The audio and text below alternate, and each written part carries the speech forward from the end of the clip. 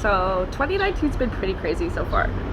I'm about to have another crazy 2 months. August and September are almost booked up, and with all fun things. I'm super excited about it. But I feel like I need to do a little recap of 2019 to sort of give some context to the video content that you're going to see coming up. So I was going to go through my phone and go through my Instagram to help remind me of my year, but I think I'll just keep it more general because that video could be really long of me going through my own Instagram. So we'll see how I do. As long as I can remember what happened in all the months, I think I'll just try to wing it. But so January was a January. I suffer from depression, and in the winter it's so much worse. In Canada it gets so cold you don't want to go outside, and there's no sunshine, and it's something that I've dealt with my whole life just about, or at least more than half my life, since I was a teenager. So I've started to develop all of these things. When you know that that's going to happen every winter, you start to develop coping mechanisms, for better or for worse, to try and keep yourself up and ready for spring and not sink too much into the darkness of winter.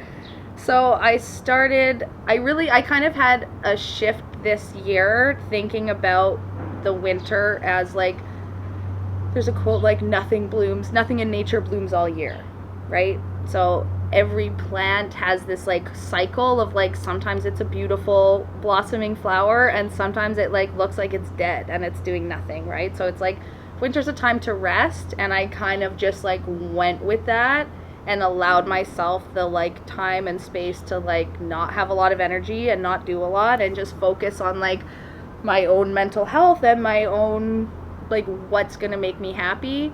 And also keeping my eyes on spring, knowing okay, I feel shitty right now and I don't want to get out of bed, but spring is gonna come and I will have energy.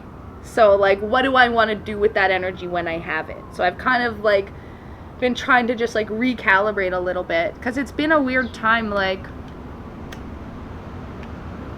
So we had legalization of cannabis in Canada October 17th last year. And I've been doing freelance work in the cannabis industry since for 2 years, so since July 2017.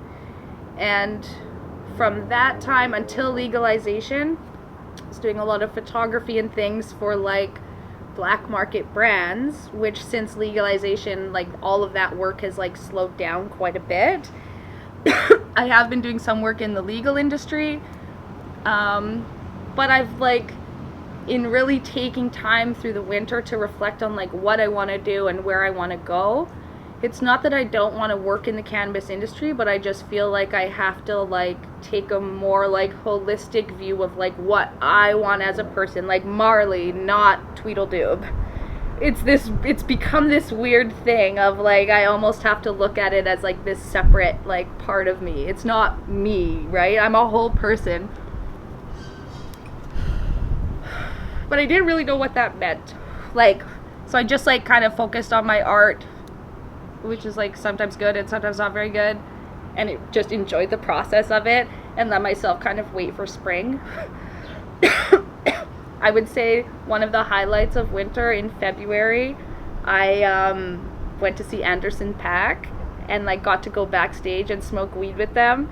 And it was such an energizing experience that I'd been hibernating for months, and then to go out and have this amazing time, I was oh yeah, life is really cool. I'm excited.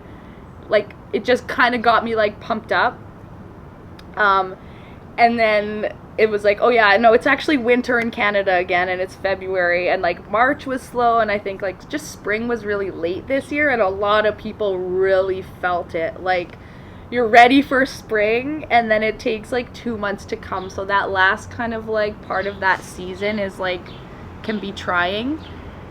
But I eventually got my spring energy, but I feel I still didn't I wasn't posting a lot on Instagram through the winter, and I was okay with that. And then in the spring I was starting to feel good, but I still wasn't posting that much. I just didn't know like felt like I had gone through all these changes, but like still didn't know like what I wanted to post. Like I used to never have an issue. Like I just like have all this stuff in a folder, and I just like I could post 3 times a day and not even think about it. And then now I'm like, or then I was like what am I gonna say? What am I gonna do? And I put all this pressure on it, and so I just ended up like not posting for like over 3 weeks, like through May.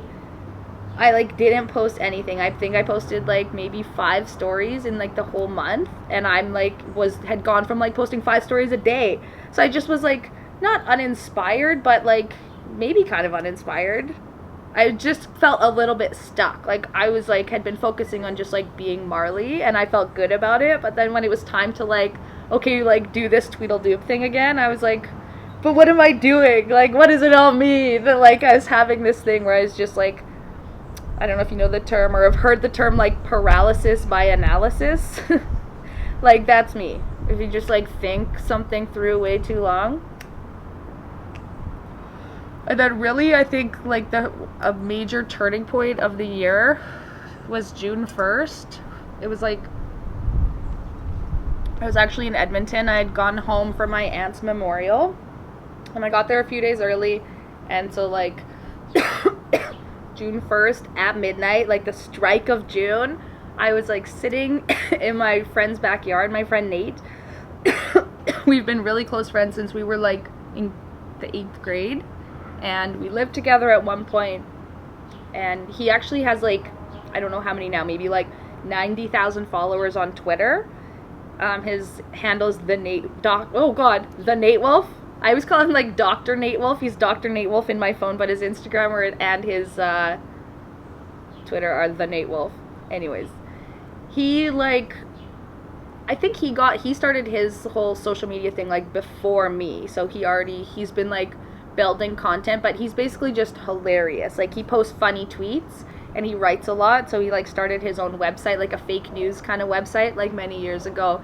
He's written like satirical kind of articles for Playboy, and he's like made a thing of himself like just being funny, and he's like always writing screenplays. He's had a few like movies made, and when I talked to him on June 1st, he hadn't posted for like a month either, and I was like, dude, like I haven't posted in like 3 weeks, and like we had this big conversation about social media.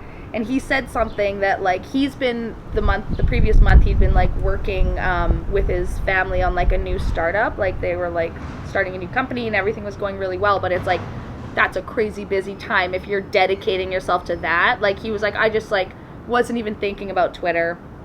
I just had no like reason to post. He's like, and the thing he said that like stuck with me, I literally like got out my phone and I was like, I gotta like write that down. And then I was like, no, it's like good enough that I'm gonna remember, and I do. He was like, social media is really hard if you don't have a goal, you know? If you're just like, if you don't know what you're doing, you don't have some end thing that you're like building towards or striving towards, just to come up with content like on the fly, like some days it's easy and some days you just have nothing to say, nothing to post. And I was like, that's so true. And I've had no goal. Like I was like nothing, like I hadn't set any sights to be working towards. And so that was like super profound for me, and I went to bed that night, woke up the next day, went to my aunt's memorial, and just like cried all day. It was like she passed away from cancer that she had been fighting for like 2 years, and it was kind of like a slow decline, so we had a lot of time to like say goodbye and like kind of not accept it, but just sort of get used to the idea that she was like not doing well, you know. So in a way, it was obviously super sad, and I literally cried all day, but it was also like a beautiful celebration of her life, and to hear a bunch of people talk about her was really nice, and it was great. Oh god, and then we went home, and my whole family was like super tired, and so we just like ate dinner, and then we're like going to bed. I like said goodnight to everybody went to sleep. I went outside to have a smoke, and I opened my Instagram and found out that a really good friend here in Toronto had passed away that day. And I was like, no, like I just spent all day crying. My eyes were already puffy and I was exhausted, and then I stayed up like all night crying again. And like that, yeah, losing Tracy was like a kind of a wake-up call, or kind of just like to lose a friend unexpectedly is always like so shocking and takes like a lot to process. But like she wasn't just a friend, she was like a mentor to a lot of people in the community. Like she was like 2006 or 2007, she was on the cover of Now magazine, the Toronto magazine, as like cannabis activist of the year. Like 2007. Like I was smoking weed then, but I was like, the industry and the community was like not on my radar at all, you know. Like she's like been doing it. And she had type 1 diabetes, and so she's had like struggled with her health her whole life, but it never fucking stopped her from like being a badass bitch. Like she's done so much for the cannabis movement in Canada, and really when you look at the movement in Canada, like how it's impacted and will continue to impact the world is like huge. Like, oh man, she was like, people use the term like cannabis activist or cannabis advocate, and it's like, it can be a loose term. Like I would never call myself an activist like because of Tracy. I'm like, or like other people like her, where you're like, no, you're an activist. Like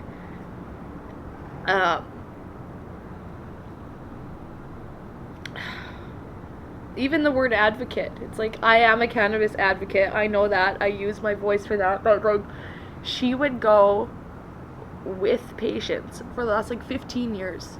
If a patient couldn't get medical cannabis from their doctor, if their doctor wouldn't prescribe it, she would like put on her little like business suit and go with them to their doctor's appointment and explain to the doctor why this person would benefit from cannabis. And she's got all the studies and all the research, and like she was like changing minds and educating people. And oh god, and like I wasn't even that close with her. Like she was a friend, a dear friend, but like I know so many people that she like supported and mentored for the last 15 years that are like family to her, you know. And so her loss was like, the community was like devastating. And there was like, so I was in Edmonton when this happened. It was a Saturday. Sunday there was a gathering at the Hot Box of a bunch of people that I wasn't able to go to. Monday there was another gathering, or no, Sunday was the Underground, Monday was the Hot Box, and then Tuesday I was back and there was a gathering at Vapor Central. And like each of these times, like these places were full of just people like sharing memories and how she's like inspired them. And I spoke at Vapor Central, and the only other time I'd spoken there was Karma Cup last year when Tracy was like organizing the speaker series and like asked if I would speak about like social media and stuff. So it was like crazy to be back there and like talking about how she's impacted me, but like to hear everybody's stories, I'm like, she, like, I just, her name is already in cannabis history, but like I feel, and I know a lot of people feel, this like responsibility to make sure that like everybody knows who she is, you know, and knows her story. And it's in a way really, it's hard, but it's also easy because there's all these like news articles and like video footage. Even like the mainstream media doing a news story about cannabis would like call Tracy and interview Tracy, and she's like, there's video of her like with Toronto Chief of Police like talking about like dispensary safety. And like she was really like, she's been creating content. She spent like from like starting in 2006, she would like go on podcasts, the cannabis podcast at Vapor Central, and those are like 2.5 hours long. There's like days worth of content of Tracy talking about everything. So I started an account, an Instagram account called Google Tracy Curley.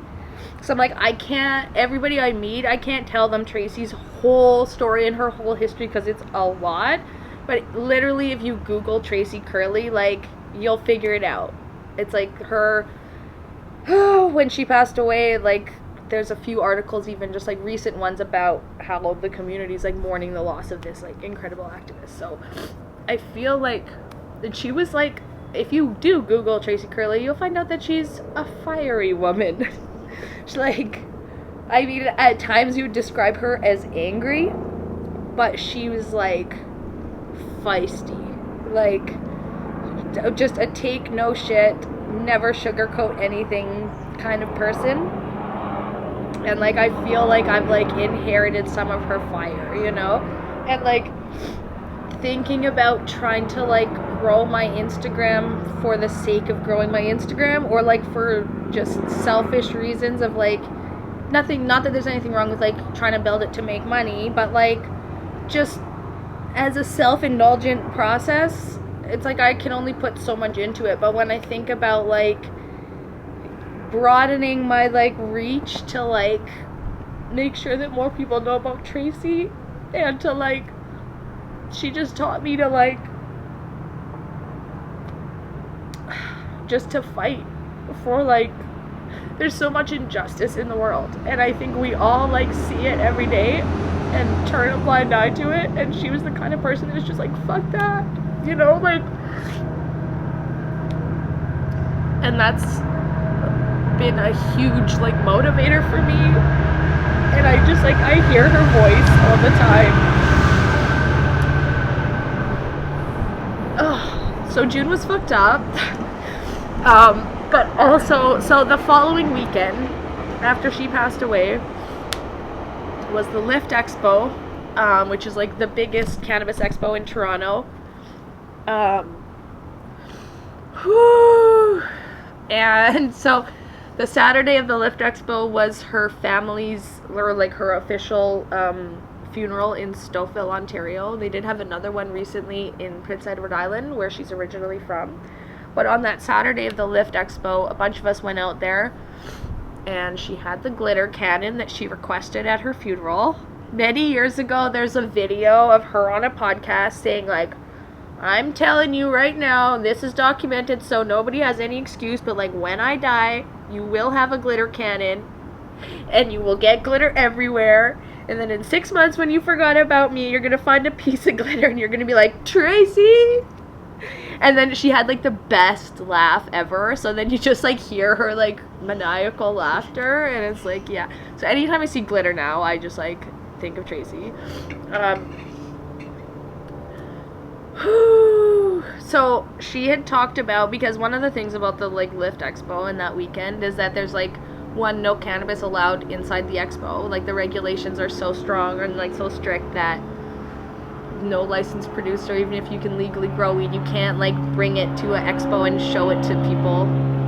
It's all these crazy things, and they never regulate a space to smoke or to consume. Everybody knows the best part of an expo is like the sesh outside. So usually everybody just takes up Front Street. Like all the Front Street in front of the expo is just like people smoking weed, and it's right next to the like baseball one place where they play, the Blue Jays play. So it's like if there's a game on that weekend, it's just like families in Blue Jays gear like walking through, and like, so Tracy and Amy Anonymous's idea for that expo was to set up like a smoking lounge. There's like a little park across the street. They're like, why don't we just give people a place to smoke and do it? So Amy Anonymous was like, Tracy wanted a smoking lounge, we're making that happen. So on the Sunday of the expo, I don't think any of us actually went into the expo. We all just like set up benches, and like Roger Beck made a big like banner, and we had like chalk and drew all over, and we had bubbles, and like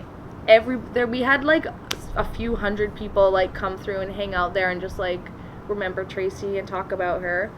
And two crazy things happened that weekend. One, Steve D'Angelo happened to be in town, and not even there for the expo, but like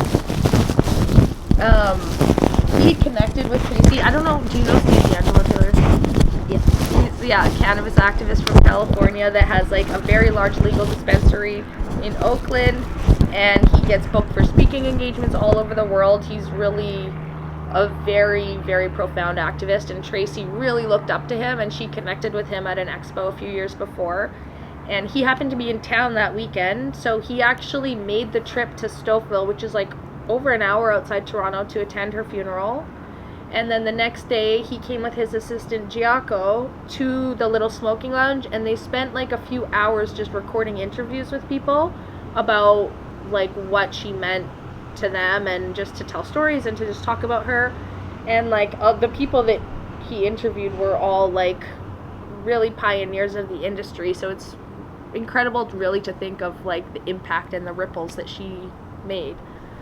The other crazy thing that happened that weekend was that Koala Puffs, who, if you don't know Koala Puffs, like, get it together. She's arguably like #1 cannabis influencer, like just by the numbers alone. She has like over 600,000 followers. She's based in LA. I'd met her, she'd been to Toronto last November, and I met her briefly. She had just been in Vancouver, and Craig X told her to like message me to hang out, and that's how we met. And so I like went to her Airbnb and like brought her dabs. I was like, hello, I am Marley, here are dabs. But I didn't know, like, and I hadn't really been following her for very long. If I had really known her, I would have brought her like so much flour and edibles and like more dabs. I was like, this girl can smoke. She's no joke. But we hit it off and didn't get to spend that much time together in November.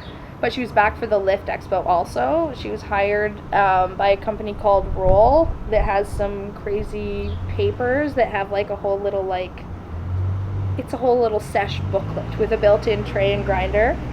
And we got to spend a lot of time together that weekend, and she also brought Silenced Hippie, who's another like OG YouTuber.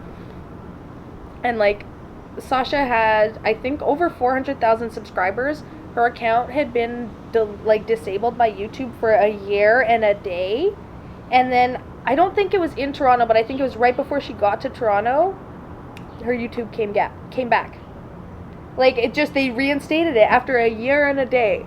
So she was like, when I met her, she was like ecstatic about like getting her YouTube back, and she was all motivated to like start taking more videos.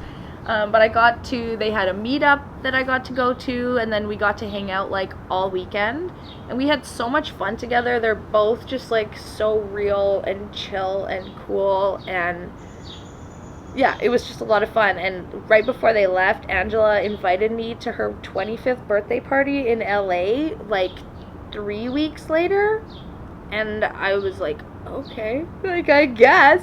But like, I had met her, that was the second time, and Sasha once. There was gonna be 8 other girls at least there in this house for like 5 days. I was like really nervous about it, but I went, and it was the most amazing thing ever. I had so much fun.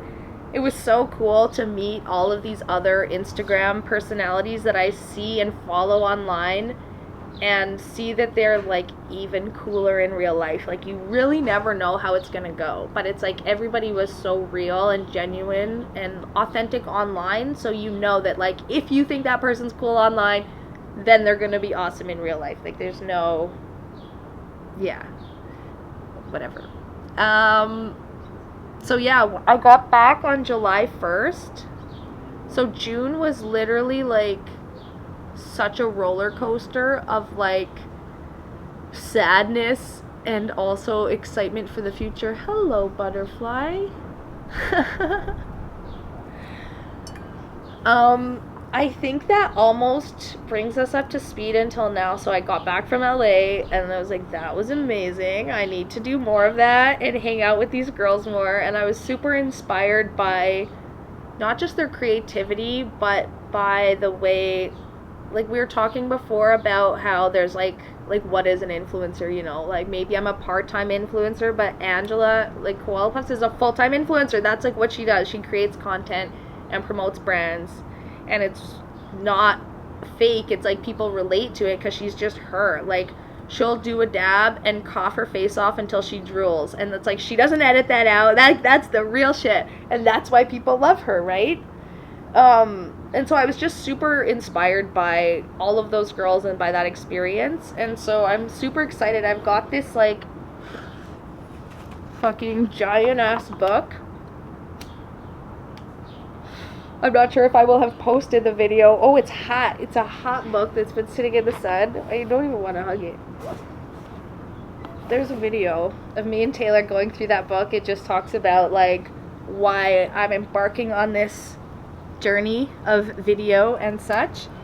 And yeah, I think it's important to document the process, not only for myself, but just also for anybody else that like wants to make video content or wants to be an influencer, whether you already have a bunch of followers or you don't. If it's something you want to do, you have to like set the goal and then like work backwards. And so I'm like somewhere in the middle of that, but I think it's like the content that I like to watch on YouTube is like real shit, and I like following people's journeys, and like I know influencers that I've followed since before they really got big, and I love watching that. It's like you get so happy to see those people succeeding when you've seen their whole journey, right? So yeah, I don't even know. This is long. I knew it was gonna be long. If you're still watching, you are awesome, and I appreciate you. So I think we're like almost caught up. July's been sick.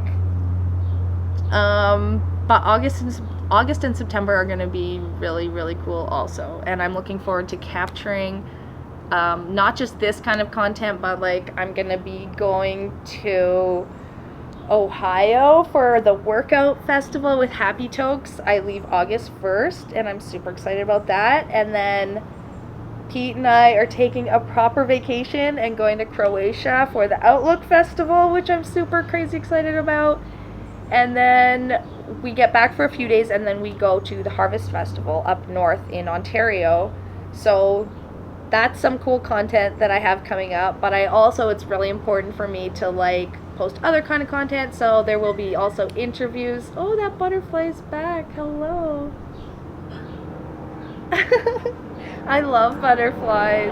That one's beautiful. It has blue. Yeah, it's like got blue and some like yellowy bits.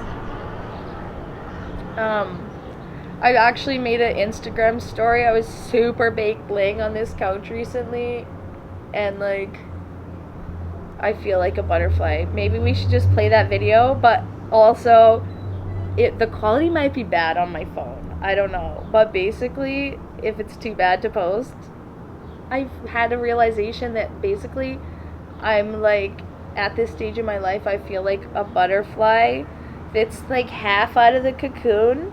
Like it's got one wing out and it's just like struggling so hard, but it's like almost there. And it's not like once the butterfly's out of the cocoon, like that life is easy. Like, you know, shit's rough for a little butterfly. You got a short life, you gotta make it count, and like anything, somebody touches your wing and you're like, well, I can't fucking fly anymore. Like, but at least you can fly, right? So I don't know, that's where I'm at right now.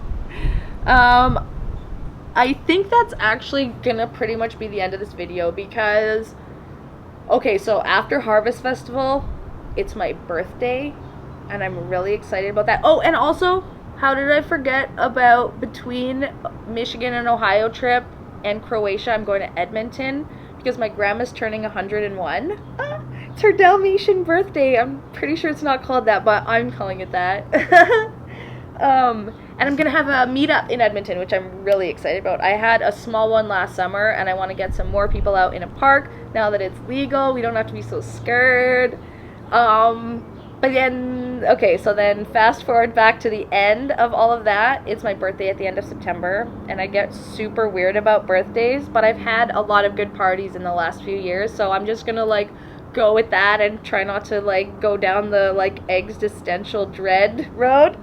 But, we're gonna celebrate life and getting older, and it's gonna be really fun. It's yeah, we're birthday. gonna party. 33 is my Jesus birthday. What does that mean? Is that how old Jesus was when he died? Okay. Yeah. Wow, you're gonna give me some weird complex. That's so funny. But yeah, I'm just like in the beginning sort of planning phases of that, but it's probably gonna be Friday, September 27th in Toronto, and it's gonna be sick. And then after that, I already have ideas for content I want to shoot in October. Like Sarah, number one, watching a scary movie with Sarah Hanlon. I also have like a bunch of other ideas, more content that we want to create, some events we want to go to, but that's too far in the future. So maybe in September, early October, we'll do another like what's to come in the last quarter of 2019. But that's it for now. Thank you again for watching.